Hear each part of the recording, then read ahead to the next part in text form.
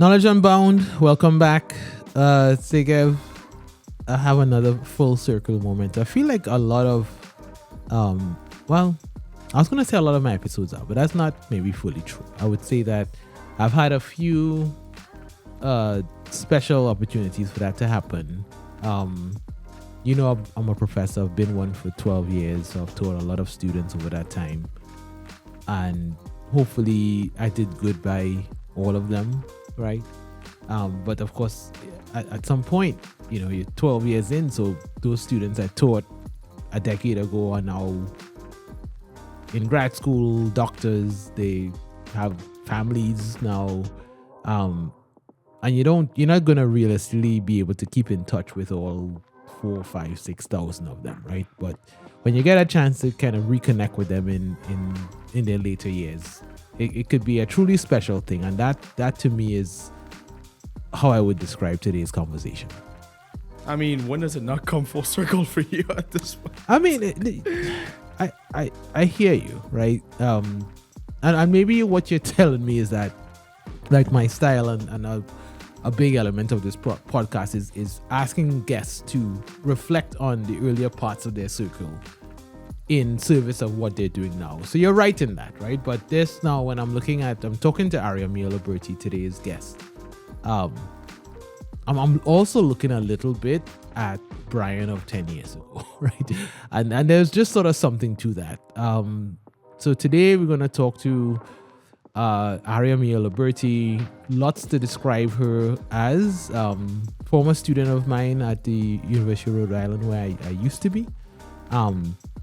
Her last project was as the lead actress in All the Light We Cannot See, a short series that you can still catch on Netflix. A wonderful book which I had read long before the series came out. She will tell us a story of how she ended up doing that. But just everything before that, right? Her triple major, her time in grad school. It was a wonderful, wonderful time. So I hope you enjoy it. Welcome to Knowledge Unbound.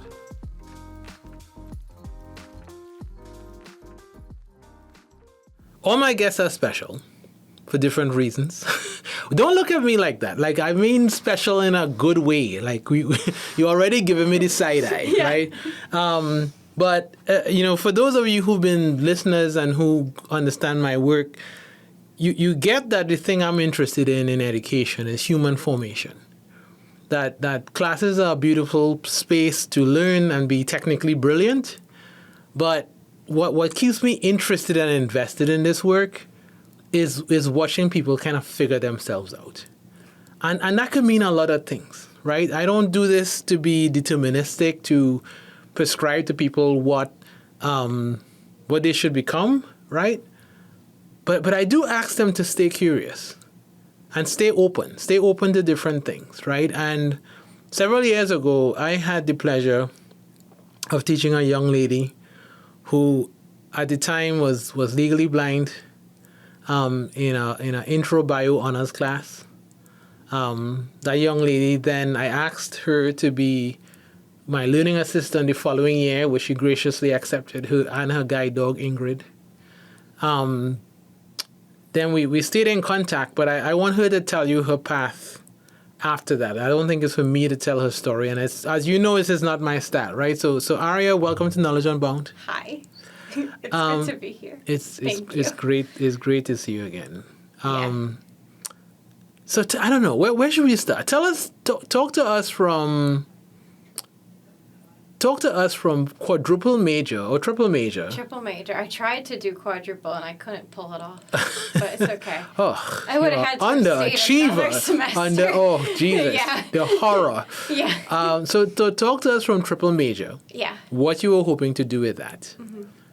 And take us to where you are now. Well, I think I didn't really know what I wanted to do, but I was very interested in just sort of how things worked. So obviously, when I came into URI, which is where we met, was like my very, very first semester, I was just interested in learning how the world worked. And so I thought, like, fundamentally, that was going to mean biology. Like, being a biology major, I thought, okay, I'm really good at my high school STEM classes. Yeah. Maybe this is pre-med, but I also really liked doing advocacy, and I really liked doing those types of classes that were like more politically focused and more human rights focused. So I was like, well, maybe I'm doing something where STEM and human rights are bridged.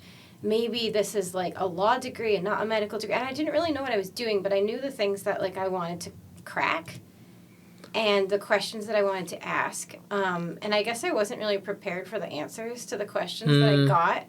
Because, So was it triple major part of your search? No. So I came in declared biology. Okay. And Did I spoil that for you?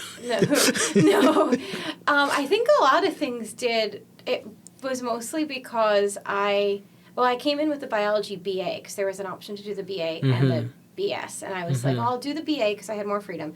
And I think the more I looked at my years, so what my like junior year and senior year would have looked like, the more I was like, well, these aren't the classes that are answering the questions that I'm asking. So what do I do with this information? Like, because it wasn't like satisfying enough for me to be like getting good grades at something. Although your class was I think the lowest grade I ever got.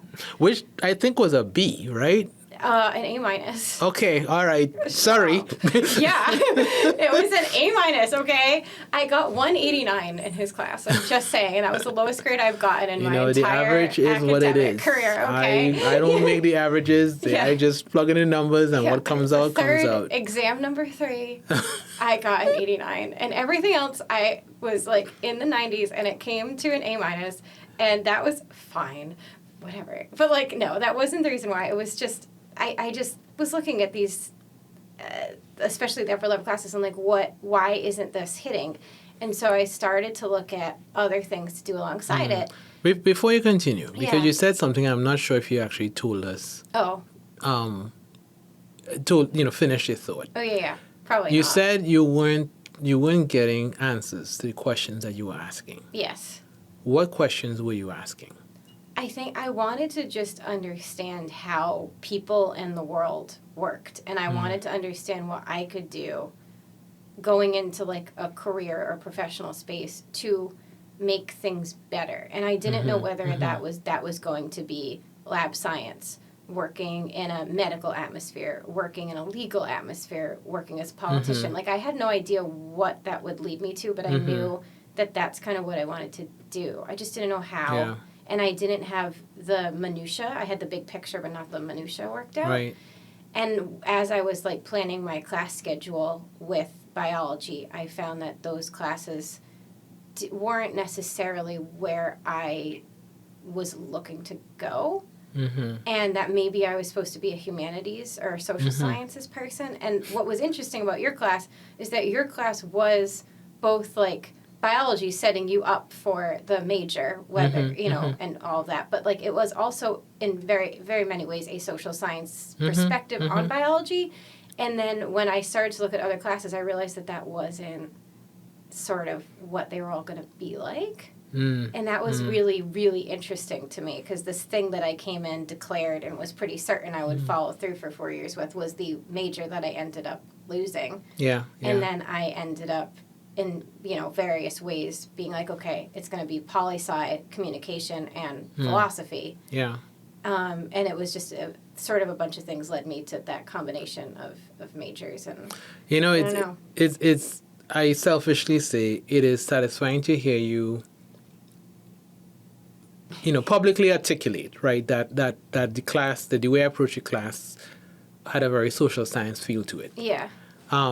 Because I do that deliberately, right? I mean, I think the students still learn a lot of biology and do it well, but I want them to get that bigger context, right? And sometimes I don't always know if that lands, right? Like, I don't always know if an 18-year-old first-year student is seeing what I'm trying to do with the way I infuse the stories and the problem solving.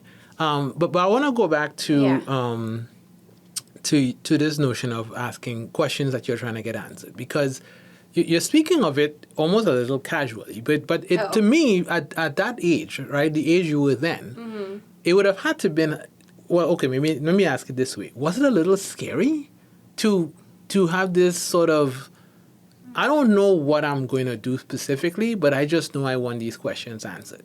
And the reason why I'm asking is because there are a lot of undergrads who listen to this podcast. And most undergrads that I teach come in with a very, very clear sense of, I'm going to med school, I'm going to grad school, right? And I get why. Like there's safety and certainty, right?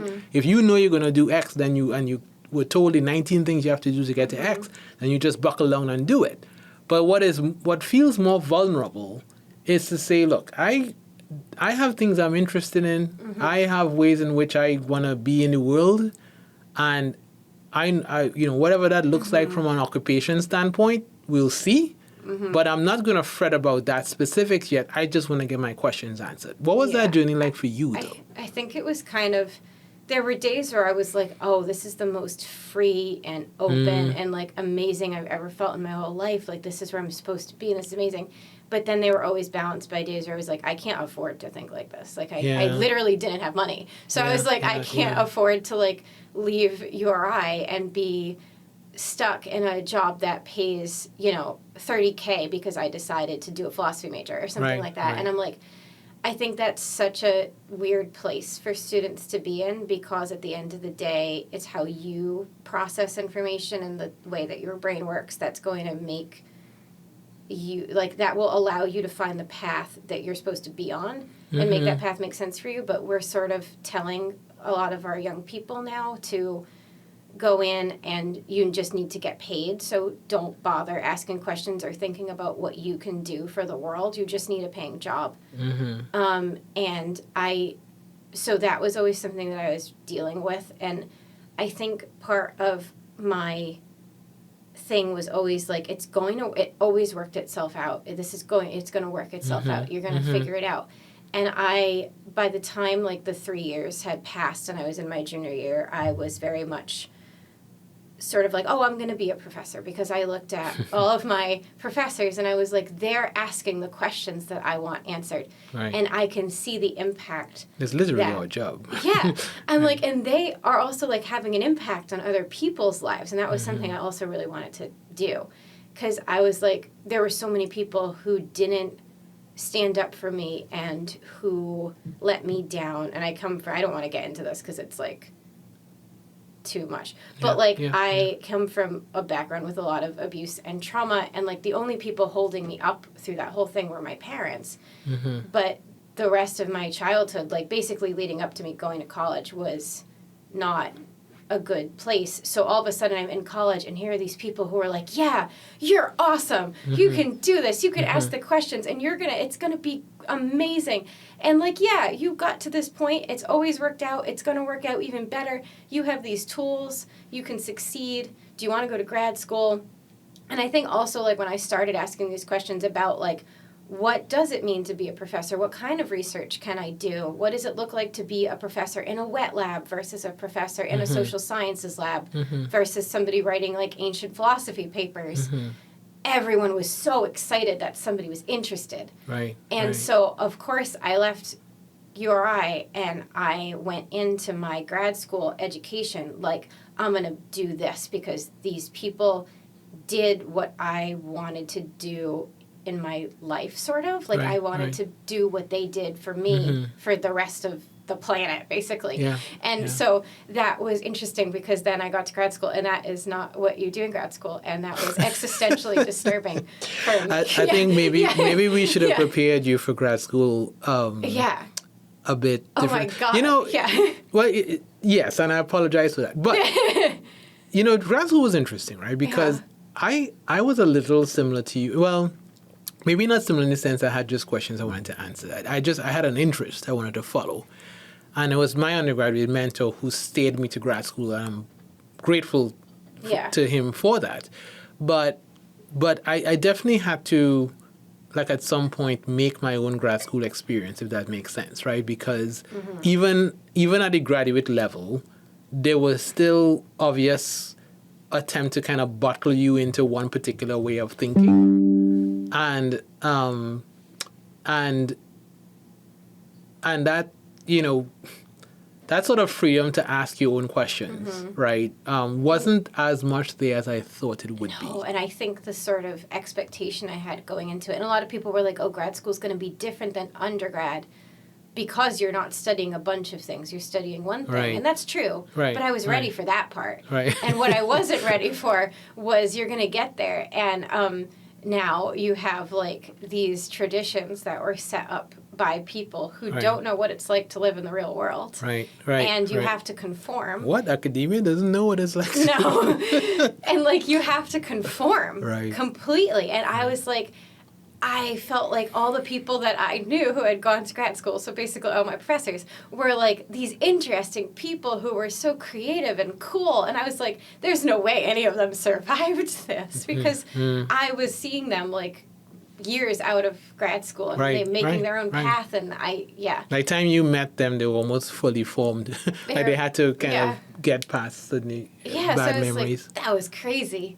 And I sort of had a rude awakening because that was all during COVID too. So I had a lot of time to like stew in my own thoughts. And that was, I don't know. I think, honest to God, if like certain things didn't happen, I'm sure we'll get to, like I would have kept going because I loved what I was learning so much. Right. And I think the only thing that would have actually held me back was the fact that I couldn't do more. Like Right. I had to pigeonhole myself into what I was like, ancient history and Right. ancient philosophy and how language has worked through time and how language like creates our society. And these were all the things that my dis was focusing on. And I was, I loved that topic enough and that topic felt so freeing and like uncharted enough that I think I would have found a way through the obstacles, but my mental health was Would have taken it was very bad by the time my career change happened. Let's Yeah. go back to URI Yeah. for a second because I know when you were here, and just in case we didn't make this explicit enough, Yes. Ingrid Oh, yeah. had a guide dog. Sorry, Well, Aria had a guide dog. yeah, Wow, Ingrid. did I just do that? Right. Yeah. Aria had a guide dog named Ingrid. Named Ingrid, And Ingrid is now 10 years old. Yeah. She looks exactly the same, except she's a little gray. I know. I just re-met her and Yeah, and she remembered you. Does she remember me? I think she remembered you. Okay, Because that was not, I see a person who wants to pet me. That was Okay. like, oh my God, I'm reunited. Okay. I wish I had it on film because I know. I wish my mom taped it. My mom Ingrid's also great. came. So Ingrid took my class with a guide dog. Aria. Jesus Okay. Christ! I With keep saying Ingrid. Ingrid came with Aria the person. took my class with a guide dog named Ingrid. Yeah. We had a great time. It was so good. Everyone Everyone and loved then Ingrid. when Aria graciously said yes to be my LA, Yeah. we filmed a video which I'll share on the website. Do you remember that video we filmed to send them as this is how you talk to a guide dog Yeah. and then you would also, what I didn't know prior to meeting you was that once the harness is off, the guide dog becomes a dog. Yeah. And like, so you would kind of an idiot. Yeah. right. Yeah. You would graciously let Ingrid be like a therapy dog before exams. Yes. Yeah. But I know because it was your lived experience. Yeah. You did a lot of work at URI on accessibility. Yeah. So talk to us a little bit about, because I know, and I think I'm correct in this, that your experience here was a lot better than it was prior to coming here.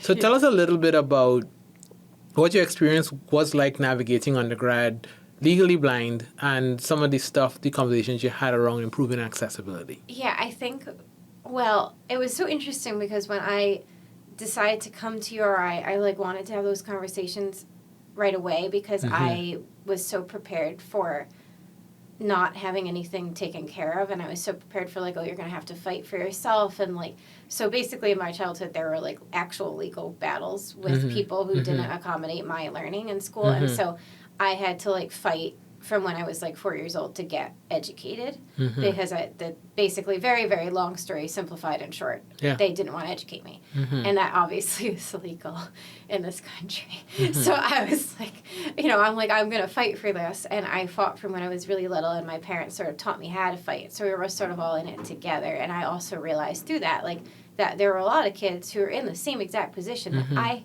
was in and they didn't have the parents to go do it. So, we didn't have the money or the resources, but we had the three of us together and, figuring things out. And we had the time to figure it out. And I had parents who were willing to figure it out and who, actually believed in their kid.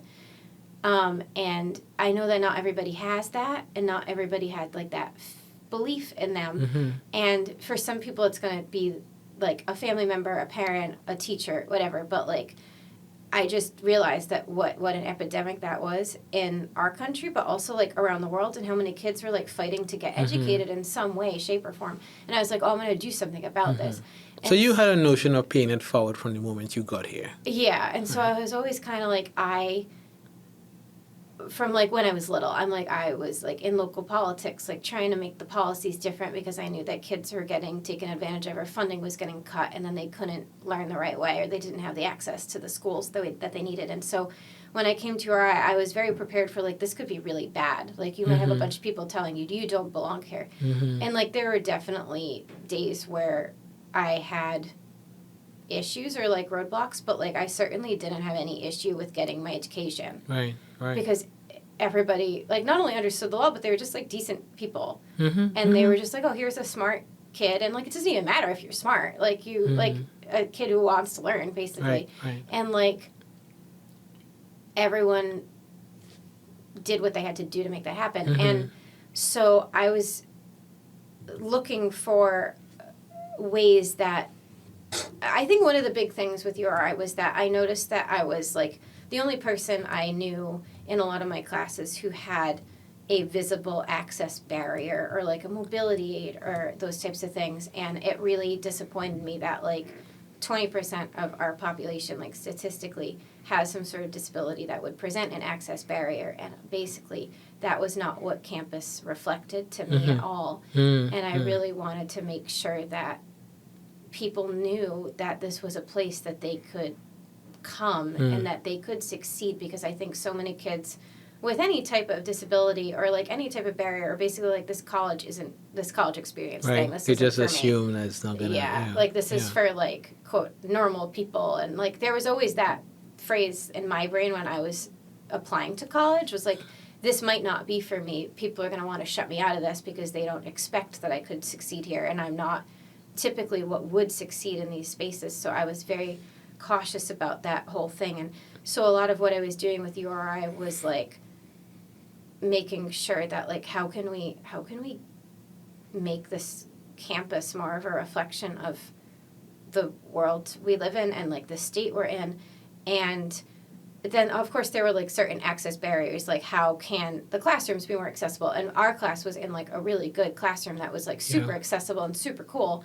But like a lot of other classrooms were stairs in like an amphitheater, and there was like the teeny tiny screen, and so I couldn't see the screen at the time, and like I knew that there were lots of students who wouldn't be able to walk down the stairs, and they didn't really have the option to like not, so like a lot of spaces just weren't physically accessible. And I'm like, so how can we do that to make sure that everybody can access every space, as opposed to have to put in like a room change request? And so a lot of like I would work with like the conduct people, and I would work with like media at URI, and like try to get all these things out there. And like Ingrid was the beacon, I think, for a lot of people, because they might not have wanted to like hear from me. I don't want to say they wouldn't have wanted to hear from me, that came out wrong, but like I, without Ingrid, presented, because my vision impairment, on the spectrum of vision impairments, there's like maybe like 10% of people who are totally blind, and then like the other 90% or whatever, like, you know, you can look up the exact statistic, I don't know, is like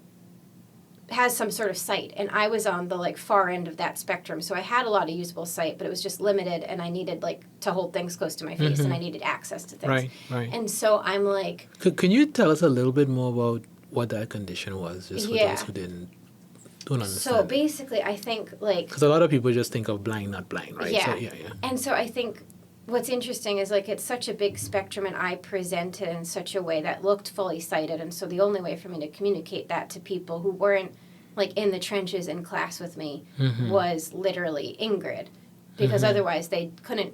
It was very difficult, because people do have this idea of like you're either blind, so you can't see anything, or you see shadows, or you're not blind and you can pretty much see okay and you can get by even if you have to squint. And there is like this really big spectrum of what people would consider to be like low vision or legally blind, that goes all the way from like you won't be able to see like a whiteboard if you sit in a classroom, but you would be able to see the paper in front of you, or you'll be able to see your laptop, or like you'll be able to look at your phone, but you're going to hold the phone close to your face. Like that's all part of the spectrum of people who would consider themselves to be part of the blind or low vision community, like who would identify that way.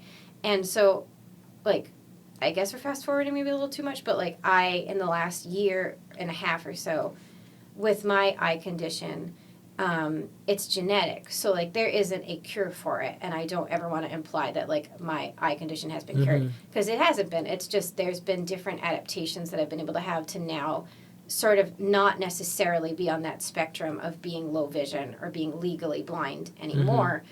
Now I do live my life like as a sighted person, because my vision has been able to improve thanks to like, very long story, but like thanks to like new contact lenses that I've been able to get, and because I'm so light sensitive, like tint is really important. Okay. So when I would be in your class, like we would sit me under Yeah, the one back, of the the, back like, left corner. yeah, it was Yeah. always like in the corner so that the light wasn't on my desk. Mm-hmm. So like the fact that the desk was a very light colored wood and then the light was overhead would like blind me. Like I couldn't read my paper, I couldn't read my laptop, but if I scooted over like 2 feet to the left and I wasn't under the light, I could see really much better. Right. And I could even see the screen that was near our table. Yeah, because there were screens Yeah. all around the room. There were screens all around the room, so There's an it was active like- learning classroom just for people to know. Yeah. Yeah, and it was like so cool because I'm like, I think my classmates learned about like, oh, we're gonna save that seat, because it was literally a matter of like if I sat like 1 foot or 2 feet over, I Yeah. wouldn't be able to do the class. Right. Well, I could have been able to do it with different technology, but it wasn't technology that I myself used, because it would have been technology more for a totally blind person. Right. So I'm like, And that yeah. right there is Yeah. something that really touched me, because I feel like I hear a lot of narrative about, kids today and college students and blah, blah, blah in such negative lens. Yeah. And I have to, yes, I know there's a whole spectrum, but I've seen situations like that when faced with an opportunity to show genuine empathy and care, that's what they chose. Yeah. Right? So they could have been different, right? Yeah. They could have said, I don't want to, it's not my job to kind of police this. I'm here for my education, right? Yeah. They were so gracious. Yeah, like I want to be like up close, and Right. I want to be the one who's like making sure that like the professor like sees me with my hand raised, Right, and then right, like right. and everyone was like, they knew, like, and I had a class right before that was like all the way across campus, so like I was getting there right at 10 in the Right, morning, right. and like people would know to save my seat, Mm-hmm. and like it also got to the point where like sometimes the tables would move around. I don't know if you even caught wind of this one, but like sometimes the tables would like move around a little bit, like it would be, physically move or? so like because they were on the like casters, like they rolled. Oh, yeah. So like they would move like maybe like a few feet in one Right, direction, right, or the right. chairs would be rearranged. And so like because the classroom was quite bright, and I would walk in and I'd get blasted with the bright light. I couldn't necessarily see where my chair was. And when I had my first semester, I didn't have Ingrid. So when I had your class the first time, I didn't have Ingrid, and I was still on the wait list to get her. And You had a walking stick, I right? did, and I hated it because it didn't, like, I could see enough that I could see that on the ground, and I knew what it was missing, so I couldn't deal with using the cane at all, because I was like, it's one of those things that's like, it's so helpful to so many people, but it just didn't work for me, because like I said, this is such a big spectrum that you can't expect every tool Right. to work for somebody. And I was Right.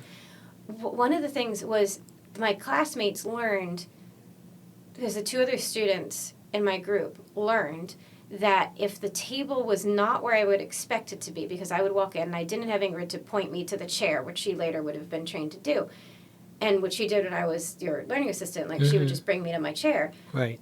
they would like on the chair, they would like pat on the chair, so I Oh, would really? hear it. I don't think I knew that. Yeah, I would hear it, and they wouldn't have to be like, Aria, here's your chair, because Right. look at what a saint I am. Right, Like, it was right. like the most subtle thing that I they don't just think I knew picked that. up on, Wow, okay. that I could hear it, and that's how I would locate it, because I was getting like this combination of like light and blur and shapes and whatever, and people and sounds, and that I would pick up on that, and I would know where to sit, and then once I sat down, I would be in such a way that the light wasn't bothering me. And so it was just like these little things that like were so cool. And I Right. had never experienced that in my life before. I had always just experienced like, well, sort of like screw you mentality. Right. And maybe it was just I was hanging out with really bad people. But like I came to URI and here were all these people who were like, it wasn't just the professors and the admin or whatever, but I'm like, And then when I got Ingrid, everything was so much easier to explain to people because Right. people understand guide dog equals vision. But if they see somebody walking around and then you say to them, like, oh, I actually have low vision, they're like, well, where's your cane? And I'm like, well, I have it in my Right. bag for emergencies, but like it doesn't really work for me. So Right. whatever. So yeah, anyway, it was very interesting to like, Well, I remember even the year after when Yeah. you were my learning assistant, yeah. you graciously allowed us to do a pedigree analysis. Yes. Oh my God. Of, because it's a genetic condition, It's right? So genetic, you, I think you went and you figured out who had it, who didn't have it, and so we worked through Yes. how it came down to you. Yes. It was kind of complicated, but And we did it. We basically were like, we don't really know. Yeah. But like, so As these things tend to it's go. autosomal recessive. So Right. like, neither of my parents demonstrate it, but they would have to carry the gene, and somewhere in both of their lines, they would have had to have someone who expressed this trait. And I'm like, oh, this is so interesting. And so when we did the genetics section, which ironically was the exam that I got my 89 on when I took the class. I'm not going to let this go. It's like that. I sense a tone there. Yeah. I was like, oh, wait, this is so cool. And that was what we did. And it was so interesting because we were trying to figure out how it came to me and like when it would have had to have worked out. And it was just really fun. But everyone learned about it. And everyone was like, I think even if you have somebody in your life who is blind or low vision or has a disability, and so you might be more familiar with how these things work, it is so interesting to like figure out how much intricacy goes into like that part of our culture and like our communities, because like there were times where I was like operating, even though I had low vision, like operating as a fully sighted person because the lighting allowed me to. Right. But there were other times where I was like legit totally blind. Right. And I think people expect that like this is your set condition, even if they understand it might be low vision, they expect this is the set condition and this is how it is throughout your whole experience. And people will understand vision loss.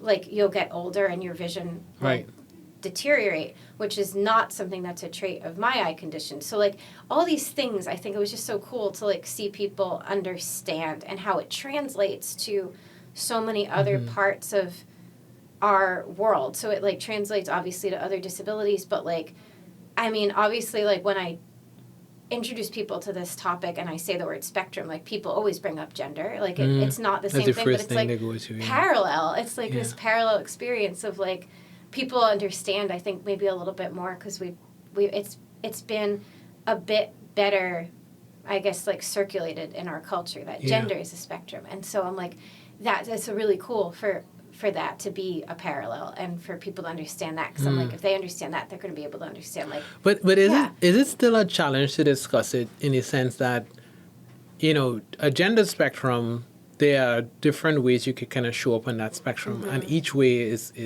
fine in the sense that if that's who you are, that's who you are, right? But in terms of this vision spectrum, I hope I can say this without sounding judgy, but there's probably a part of the spectrum you voluntarily don't want to be on. Well, right? I think... is that a fair way to say that or no? I think so. I'm like, well, obviously, especially if you aren't born with it, right? And you know that, like, this might be a condition that you develop later in life or something, which I was born with it. Obviously, it was genetic. So I'm like, I always came into this with this mindset of, like, oh, this is just a really cool, different perspective to have on life. And, like, you're always going to have a different perspective in whatever room you're in, and that's really cool. But, like, I totally understand and appreciate now, especially as someone who's had my vision corrected and who is now essentially a fully sighted person. I don't have color vision still, but, like, basically, apart from that, like, I don't face access I'm barriers. black, by the way, just in case. Yeah. I think I've told you that, so you know. Right? So. But I'm like, it's so interesting because, like, skin color is always one of those things where I'm like, still, like, there are places where I'm, like, still very lost about skin color because, contrast still works very differently with my vision. And I'm like, but I'm like, it's so interesting to, like, for me to be in this position where, like, I now am a year and a half-ish out from not having any access barriers in my life at all. I have no access barriers. I have never been in that position where I'm like, I can go into a space and people see petite white lady and like, that's it. And I'm like, that's really, really weird for me because I'm so used to walking into spaces and not only having an access barrier, but like having people judge you based on how you look and what they consider to be other. And I think that one of the things with like blindness and low vision in particular is there is, and it is, I want to say it is more rare. I don't have any stats on this, but I'm just assuming that it is more rare for someone to like gain and improve their vision over time than it would be for somebody to lose vision over time. I'm just an assumption I'm making. So I'm like, but I do know, and I know other people who have had a very similar like vision correction experience, whether it's through surgery or through technology or something like that. And I'm like, we don't know. And I think this has just made me realize so much. Like, we don't know what our lives are going to bring. And I didn't go into like trying on contact lenses that was going to be a fix for my access barrier needs.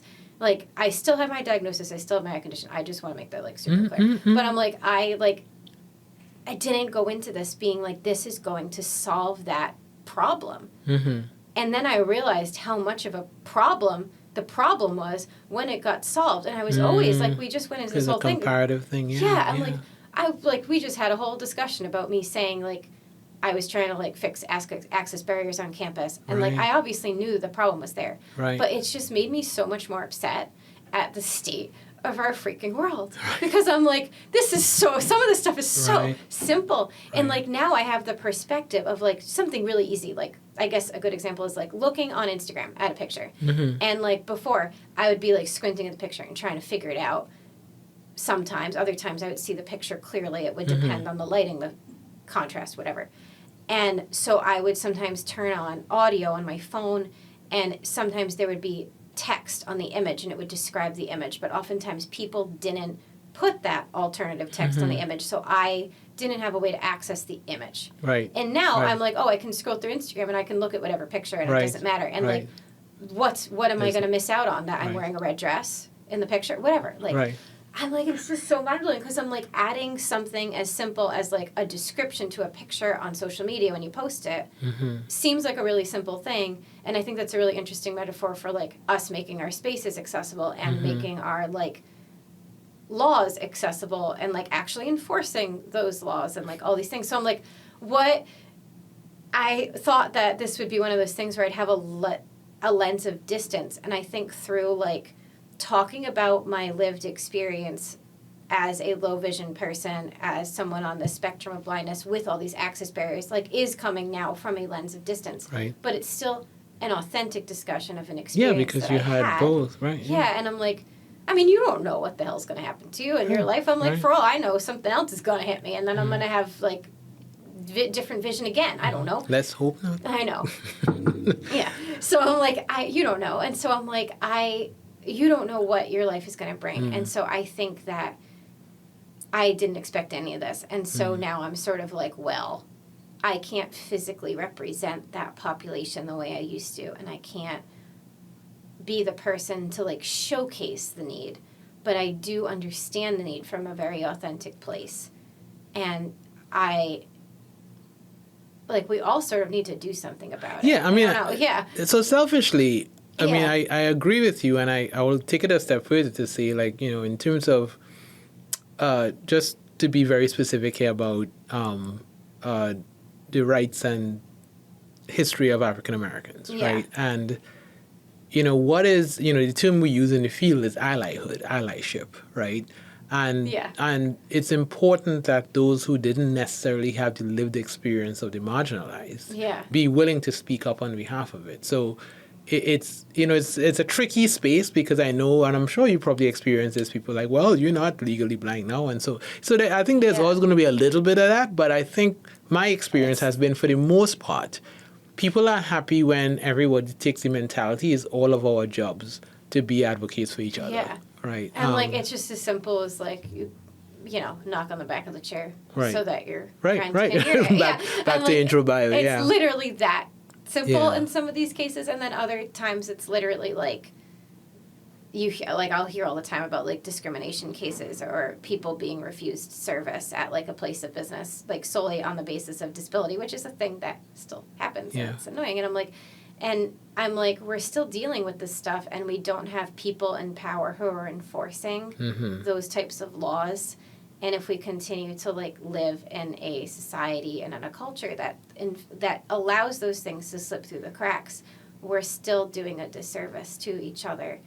And so I think it's like I'm a bit stuck on where we can go other than holding our leaders accountable and being good people ourselves. Well, I mean, I know you're doing that. I know you're doing that very well. I do like to hold people accountable, yeah. let me jump back to the PhD program. Yeah, go for it. Because I remember when I have to check back my text and see, but I do remember we had exchanged a couple of texts, and you had told me about a casting call. Oh yeah. That you reply to a little bit on a whim. Yeah. And I'm going to let you tell the rest of that story. Yeah, so, I mean, I think I alluded already once to, like, having had a career change in the middle of grad school. And this is the career change. So, basically, I came from URI, I went to England for just over a year. And I did my master's. And it was through the Fulbright, which is, like, awesome. Because it was this whole thing about, like, cultural ambassadorship and like bridging those gaps, and like it really really embodied who I was as a student and as a person. It was just like the most amazing program for me to be a part of, and I knew that like whatever I aspired to do or wherever I ended up in grad school, that like I really wanted to try to be Fulbright if I could. And like the odds are so difficult, and like I managed to pull it off. And so I went to the UK and I did my master's, and it was in the middle of COVID. And during that whole time, like I said at the beginning, I was like, I love what I'm studying and I love the questions I'm asking, but this is not where I thought I was going to be, and this does not feel right. Something about this, as much as I like my people that I'm with and I like this program, something is wrong. And I can't put my finger on it. And it doesn't have anything to do with the quality of this program. It was like literally the best program in the world for ancient rhetoric. It was amazing. It was like such a huge gift. I can't even believe that I even went there. And I was like, you don't know this part of the story. In the middle of the night, I would call my best friend who I met at URI, and we would write a book. And we spent that entire like 16, 18-month period. She was a middle school teacher at the time. We both ditched our jobs. It's a long story. But like we both ditched our jobs. But at this point, she was a middle school teacher. I was doing grad school. The time difference worked out that we would have like 8 to 12 hours a day, that when I was done with my studies, I would get on the phone and we wrote a novel together. And I was like, maybe this is what I'm supposed to be doing. I think I'm supposed to be like distilling all of this information and like knowledge that I have and this like experience of the world that I've been able to have. And like, it's a very limited experience because I'm still very young, but like, I think I'm supposed to be writing. I think something is calling me to writing fiction and like characters, something about characters. And it was like, I swear to God, it was like I cast a spell. It was the weirdest experience I've ever had. It was like I manifested it. I cast a spell. I don't know. And so we're writing this book, right? And I'm like, oh, we're going to get this thing published. Something's going to happen with this book. Like, this is supposed to be the path that I'm on. But, like, obviously you can't quit your job and just be like, oh, writer. Like, that's not sustainable. Like, I wish it was for so many people. But, like, so now I had already had my grad school, my PhD rather, set up in Penn State. I had deferred the year for the Fulbright. Went to Penn State. I lasted about 6 weeks. I was miserable. I had the world's best PhD advisor. Straight up. Amazing. Incredible. She was in every way, as like a scholar and as a human being, I cannot sing her praises more. She was exceptional. And she realized, it was very obvious, but she realized that I was not happy. And also that I was not necessarily this, like, community, this friendship, this, like, this beautiful space that I had at URI with, like, people who I have and have not stayed in touch with, but just, like, these incredible people. I expected that when I got to Penn State and the pandemic, like, lifted up enough for us to go to school. I expected that sense of community again, especially when your grad program is, like, so small. And I did not get that, and I am not going to get into detail. I'm not going to trash talk people. But like, it was not a pleasant social experience for me, and she recognized that. And so that coupled with the fact that I was like, something's wrong, this isn't getting me the answers to my questions anymore. As much as I love it, what do I do? Maybe I should run for office. And I literally had a meeting where I sat down in her. This was like a week before the casting search that you told me about. Sat in her office for like 2 hours. And when I tell you, like, hysterically sobbed. And I'm like, I don't think that something is wrong. I'm on the wrong path. I don't know why. I love what I'm studying, so it should be the right path. And she's like, you feel constrained by academic culture and by she's like, it's so old fashioned and it doesn't let you be you. It expects that you meet these certain things. And she's like, we are not set up to prepare people for becoming anything else other than a professor. And I'm like, but I think I potentially will really like teaching, and my assistantship did not include teaching at the time. It was just research. So she's like, well, maybe next semester you'll feel differently when you teach. You'll feel that impact that you can have on people, and you'll feel like you're making more of a difference and not shouting into an echo chamber. And I was hysterical. And I was like, I think I'm going to run for office. And she was like, please don't do that. Yeah. And I'm like, I'm old enough now, I can run for the House of Representatives. She's like, you can do a lot of things. Yeah, maybe. But here's what you should not do. Yeah, don't do that. Like, we're going to calm down. We're going to breathe. You're going to go home. What, like politics is toxic or something? I don't understand the advice. She, like, implied that it was, like, this cesspool. And I'm like, huh? So anyway, So I'm like, she's like, we're going to figure out your path. We're going to figure it out together, and I'm here for you. And literally, like, a few days later, I get this text from a teacher who I hadn't heard from since I was 11. And she is the teacher. Her job is to, like, teach students how to use a white cane, which, as I have already said, is, like, something that I did not necessarily found worked for me. And fine. She was a real fixture in my life, though. She was, like, very influential, and I really liked her, but we hadn't stayed in touch. And so she texted me out of the blue. And she was like, hey, Aria, I saw this casting search. I don't know if you've heard of this book called All the Light We Cannot See. It's this big World War II novel. It won a Pulitzer. They're looking for a girl who is either blind, totally blind, or low vision to play this character who's totally blind, who's the hero of this story. And they're going out to, like, people who've never acted, as well as real actresses. And, like, this is so cool. This is an amazing opportunity. You should apply. I don't know why. I can just see you doing this. And so I'm like, that's so cool, because that means, right? This is where my brain goes. That means Netflix, who is making it, and the producers who do, like, Stranger Things and, like, Marvel and all these things are actually thinking about, like, we can't tell the story with a random famous sighted actress. We're going to find someone who has lived experience. Got it. And I'm like, this is the best thing ever, because this is, like, all the stuff that I've tried to embody over the years. And I'm like, oh, I hope they find the girl. This is so cool. Like, let me know if any of your students actually apply. She's like, no, you should apply. And I'm like, but I don't act. I'm not going to do it. I've never acted. I never thought about acting. I really am an incredibly introverted person, like, unless I feel very comfortable with somebody.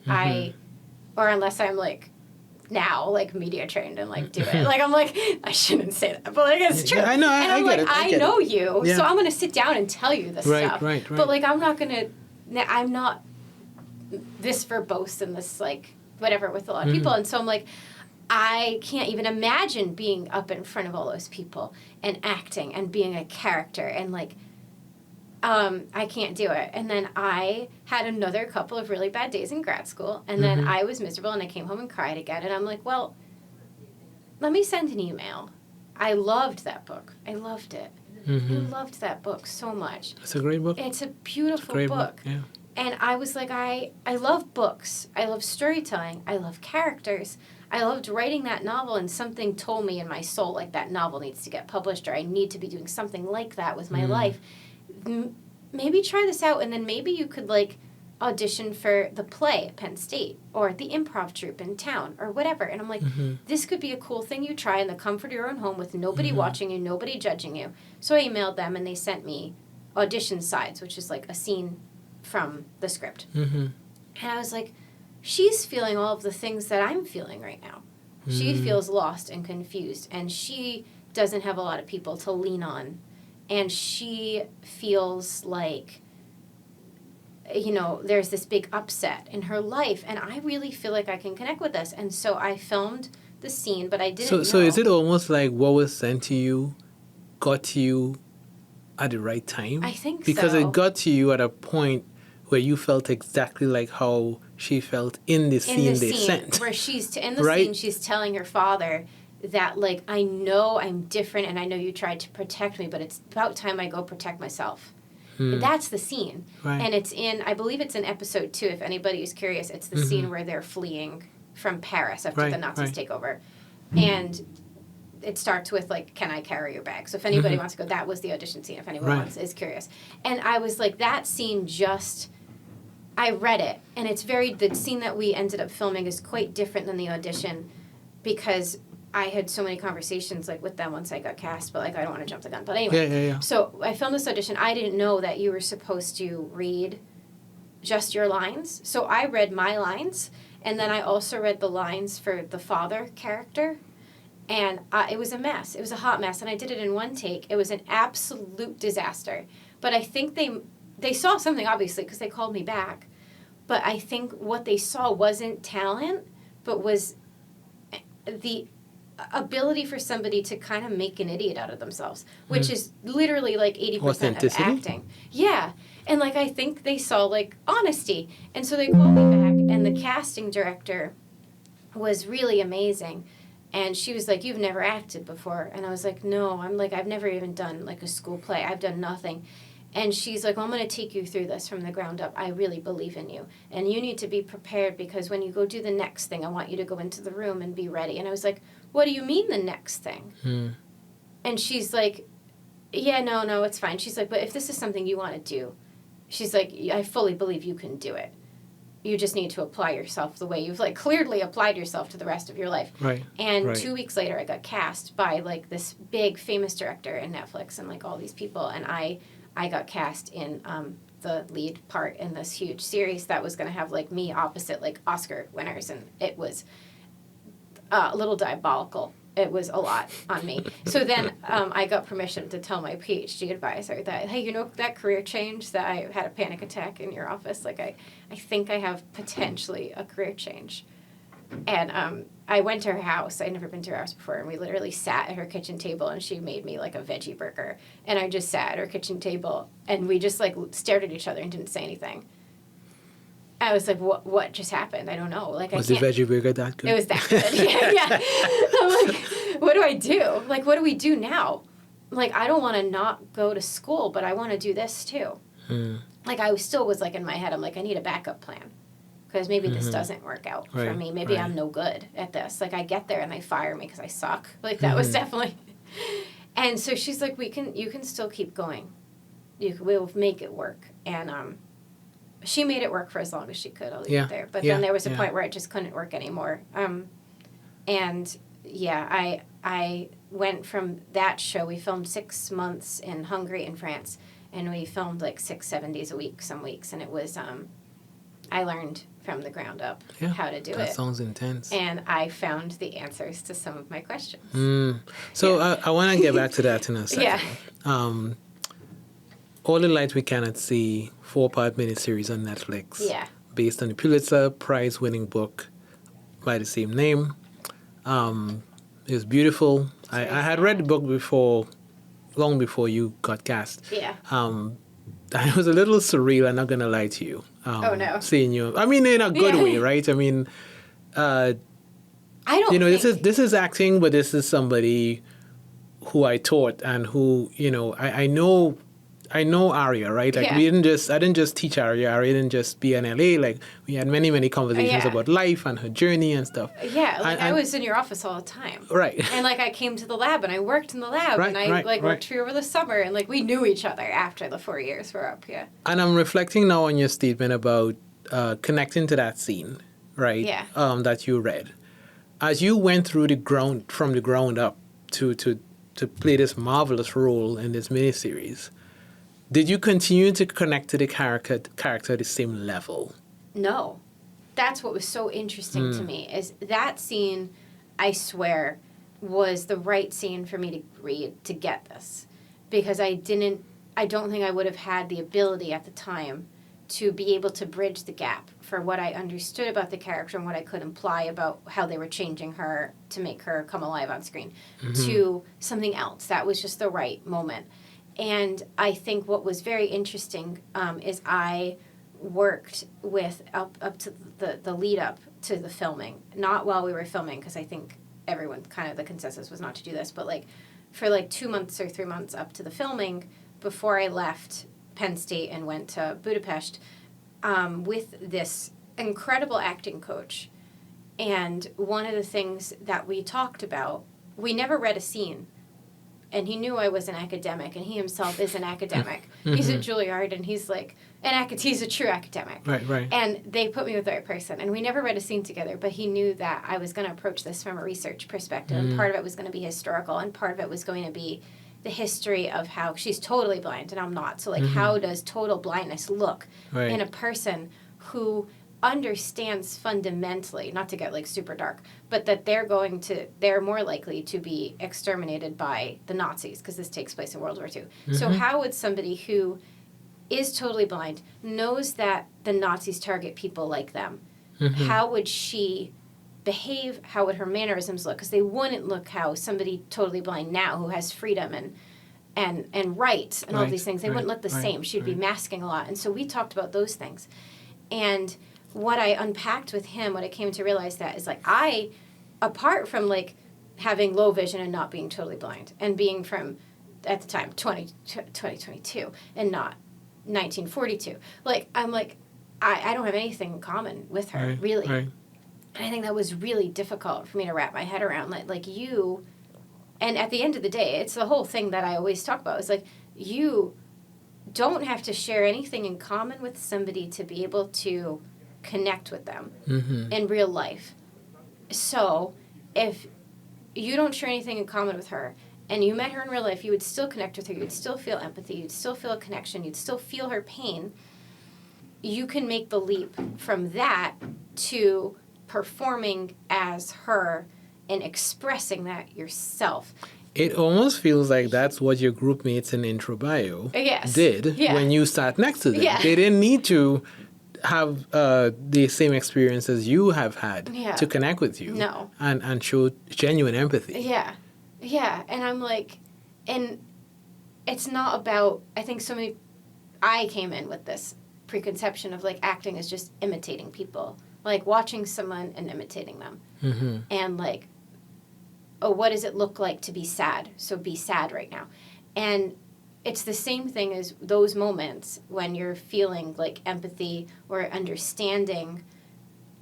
And I think sometimes people might conflate like empathy with pity, and that's very much not the same thing. But I'm like, empathy and understanding with another human being, and you're not going to necessarily like conceptualize, I'm going to do this because I'm going to be a good person for this less fortunate person who is marginalized or whatever. And I'm like, it's just about,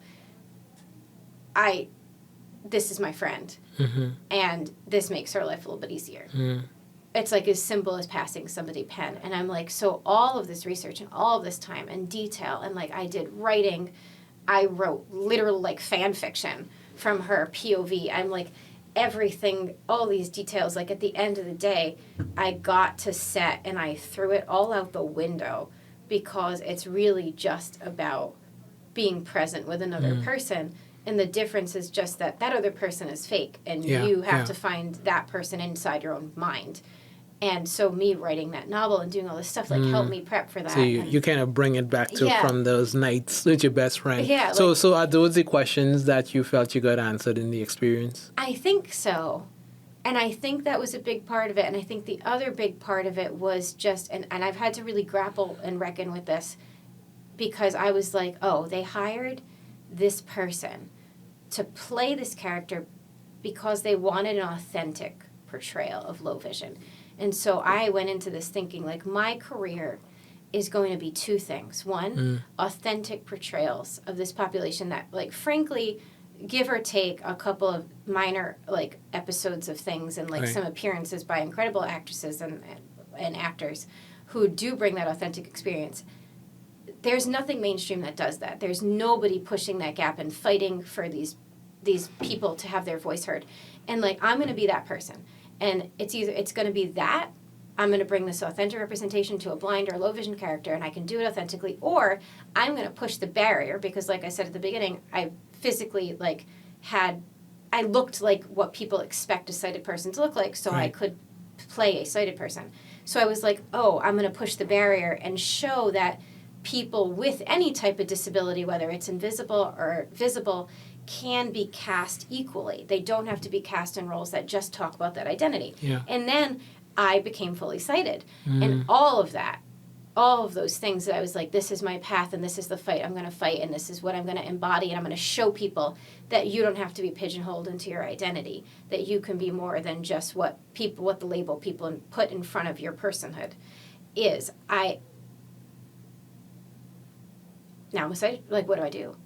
So I'm like, I have to now figure out where in my storytelling, where in my acting specifically, because I can still write authentically from the writing perspective. I feel comfortable with that, but the embodiment is now clouded by the lens of a year and a half distance. It's just going to keep getting more distant. I can't embody that in good conscience when I fought so hard for like people to be authentically represented. Right. And so I need to leave the door open, and I can't do that when I've been like, we can't have sighted people portraying blind people. Like, I can't. So I'm like, so where does that leave you now? So this is interesting because I've realized that, like, and I think deep down I always knew this. I always knew it was going to lead me here. And it's so weird.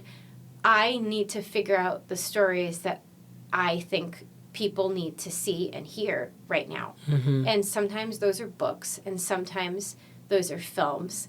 And so much of the kind of characters that I want to bring to life now are the people who have something hidden about them, whether it's a hidden trauma, a hidden history, something that the people around them don't get to see, but through the story or through the film or the series we unpack.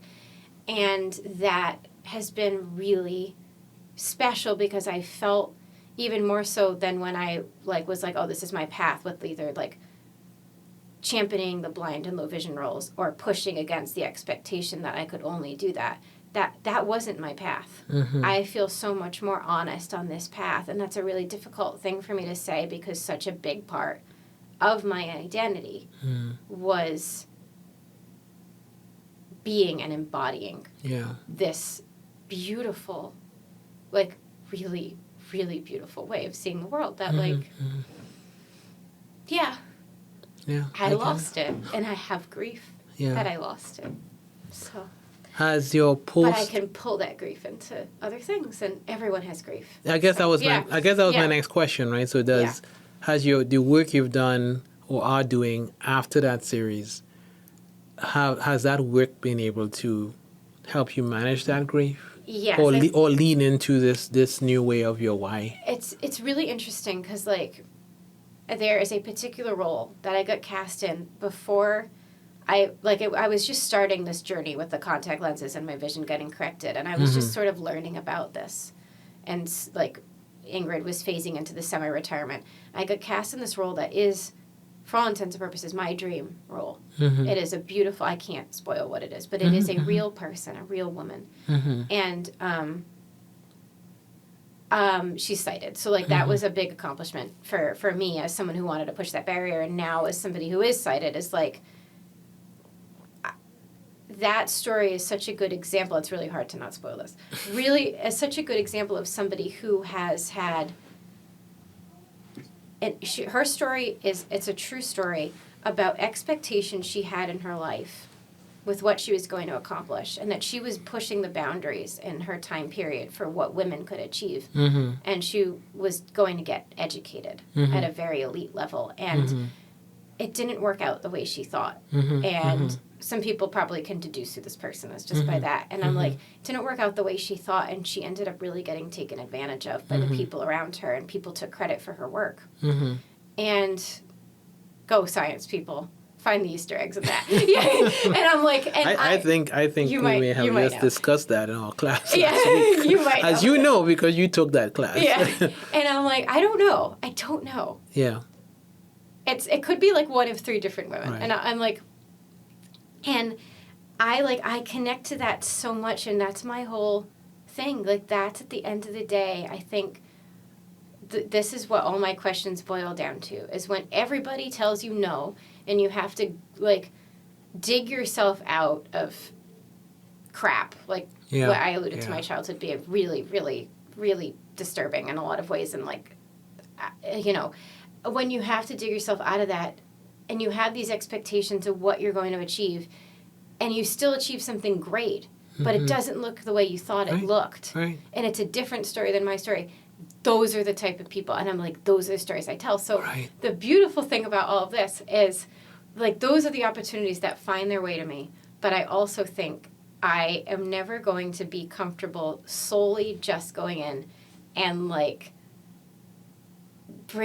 just being an actress. So you realize you brought this conversation back all the way to the beginning of where you and I started off today about coming to URI and asking and having questions you wanted answered and not pigeonholing yourself into a major. Well, I mean, you eventually did whatever, but I mean, but the thing that really was interesting to you was getting answers to those questions, right? And and it's and actually I still have questions. Well, right. It's curious to see how you've taken that mindset into this space, and maybe this is why I felt maybe we connected the way we did, right? Because I don't like to say this out loud a lot because I don't think people kind of get it, especially in academia where there are so many rigid expectations of what a student should be doing, what a grad student should be doing, what a professor should be doing. You know, up to this day, right? I still have people who are like, well, how are you in a bio department? You ask these questions. It's like, guys, just be curious. Yes. At the end of the day, does it matter? It doesn't matter what department. It doesn't matter the freaking labeling. Why are you drawing lines where lines don't need to be drawn? Does it make you feel comfortable, right? And so I guess maybe is a meta question.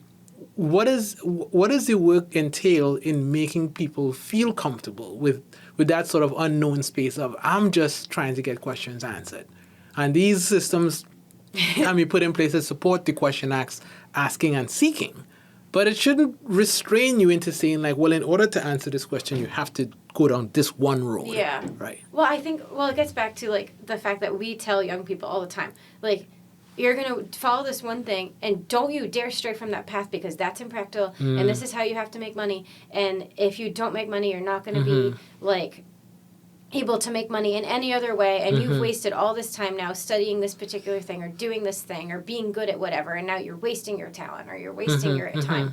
And I'm like, I think if instead of approaching our education system in such a way that we were setting people up to enter into a, like, thankless workforce, in which, like, frankly, they may or may not make enough money to survive. That's the reality of our world right now.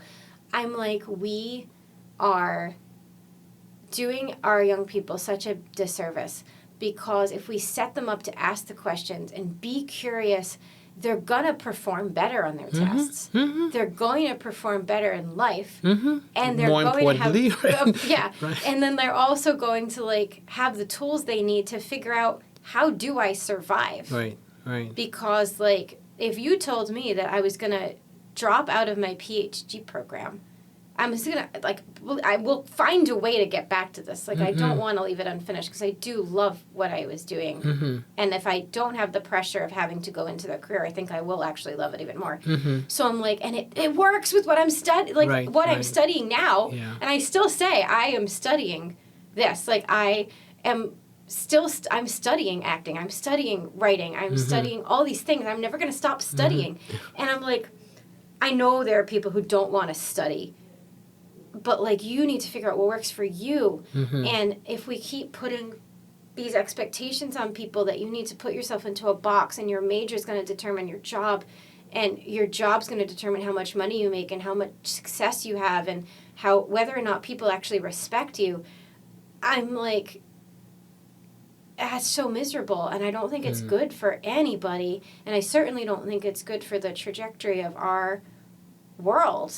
And I fully agree. I don't know. Let me get you out of here on this last question. Yeah. So the person who have been calling you for 5 minutes of this podcast, Ingrid. Yeah. I call you Ingrid several times. Yeah. Ingrid has a book. Ingrid has a book. Ingrid has a book. Yeah. I'm excited. I thank you for letting me see an advance copy. Yeah. I mean, I wanted to get you a physical one, but they're not going to show up in my house for another few days. So I'm like, how dare they? I mean, it's actually a real privilege, right? Because I met Ingrid when Ingrid was The like first. of first, Yeah. your guide dog, like First kind day of her first day of school was your class, I think. And of course, people wouldn't notice, because it's happened off camera. But Ingrid gave me the best greeting ever. Ingrid is 10, but still full of life. So tell me what led you to write the book, and what you hope people kind of take from it when they read it. Well, All the Light came out, the series came out, and I went in from that. I went in straight into another series, and throughout this whole process, I was like, I want to write. I want to get this book that I wrote, this novel that I wrote out. And the unfortunate thing is, a lot of that stuff has to do with marketability, and the book that I wrote is for middle grade students, and that genre is really struggling, and it's in part because our literacy rates are plummeting. So we don't want to get into that right now, but can you sell a TikTok video? Yeah. And so I'm like, because that's doing real well. So it was this really nice practical conversation of it's good, but it's in another time this would be great. Interesting. But what about a picture book? And so I'm like, I never saw myself doing a picture book. This is really cool. And I'm like, actually, I have a really good idea. And Ingrid went to the meeting with me where we had this conversation, and I'm like, dog, how about her? And because she not only, her whole thing, I don't know how much this is, in the zeitgeist, but, to be a guide dog, you work really hard for, 2 years. And you have to not only, be super healthy and, learn all the skills and be super well-behaved, but, you also have to love it. Because guide dogs don't get work. They just get, this is fun game and I get treats. Right. And so, if they don't love that particular fun game, they're not going to work. And so I'm like, this to me is a kid's book. Right. This dog who, thinks that she's so awesome and incredible and fabulous and she can't do any wrong. And then we see her on the page, juxtaposed with these illustrations of, okay, she kind of is doing wrong a little bit.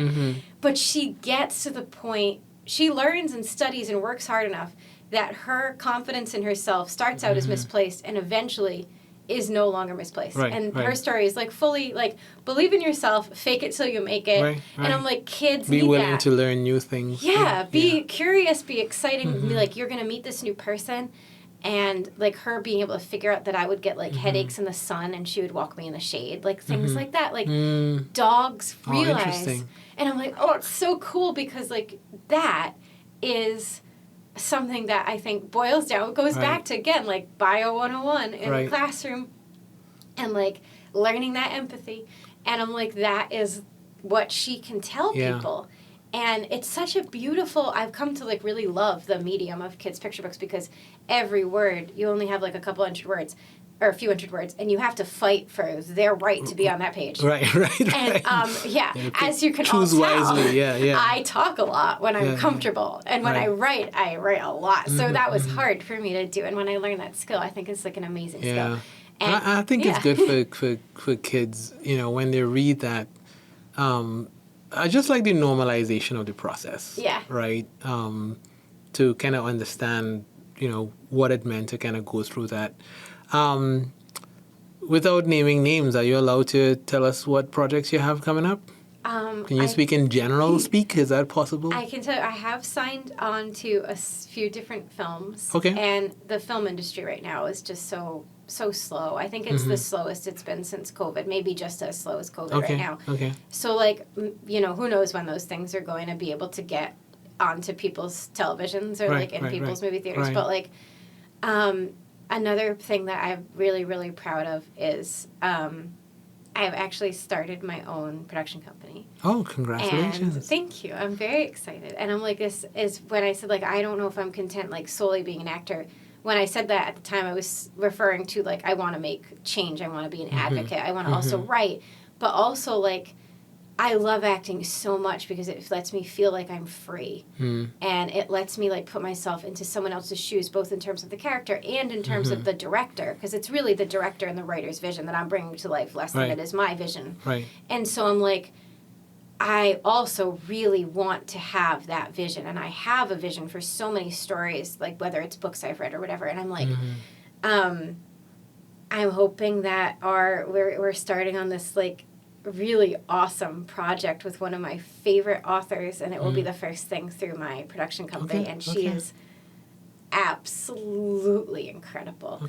And to be able to work with her is so cool. And believe it or not, it's never not what I thought I would do, which is the theme of this. It's going to be a rom-com. Right. And so like I'll be able to write that with her and with my best friend Molly, who also wrote the novel with me. Like she is now my partner in this. Former middle school teacher. Yeah, and now she's like my partner in this business. Yeah. And so we both have this cool story of quitting our jobs and like asking our questions. Yeah. And like it's so cool that like I can start with this, and like who knows where that will be able to go. But like between that, the writing, hopefully middle grade books become marketable in the future, because I really like writing that type of stuff. Yeah. But like there's so much stuff in it. Like right now, next week I start a 3-week plus long national book tour, so like that's occupying So my I caught you at the right time. headspace.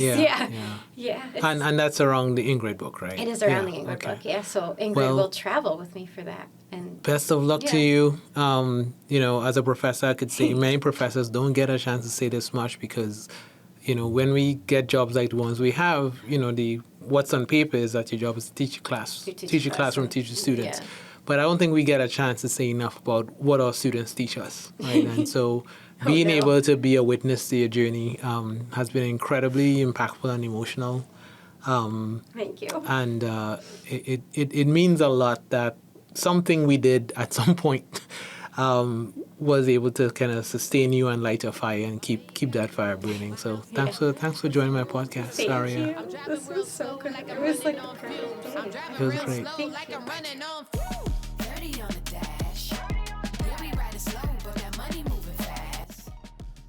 Knowledge Unbound is brought to you by the Rios Institute.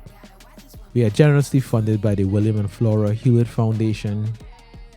Thank you so much for Aria for joining us today and being willing to go back in time, reminisce.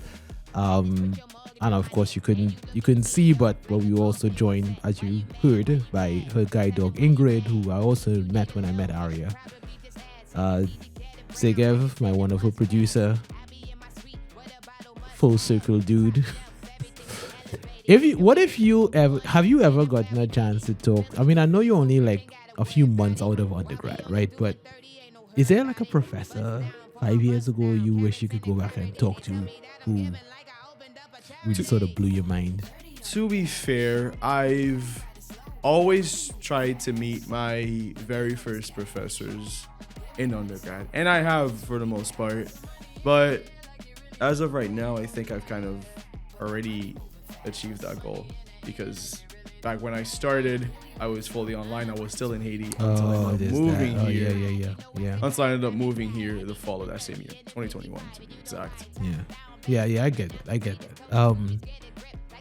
I was very, I was very humbled by this conversation. And I really want to be careful here, because I'm not trying to pitch this as any great thing I've done, or it's not a referendum on my teaching, right? But I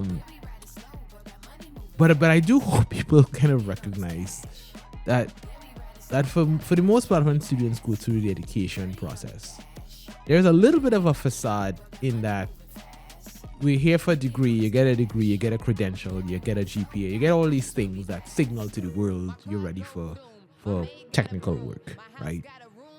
But beneath that facade is something more intangible and much more deep and much more undefined, right? There's a search happening that is not being described out loud, but it's happening all the same.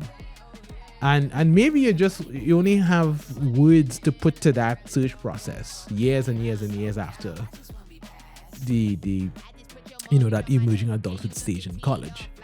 And so to the extent that the conversation I had with Aria today allowed her to be able to express what that search was like and where it led to and why it led to those things, I hope people, students in particular, who are going through that search right now, and I mean that in the most asset-based way possible, right? I hope she was able to give meaning to that. And I hope those of us who are instructors, who are shareholders in the higher ed process, understand the value of creating structures around students that allow that search to continue to be meaningful. I wish you a lot of meaning this week. I wish you a lot of meaning for the rest of the year, for the rest of the series. Thank you for joining us. Continue to be excellent to each other.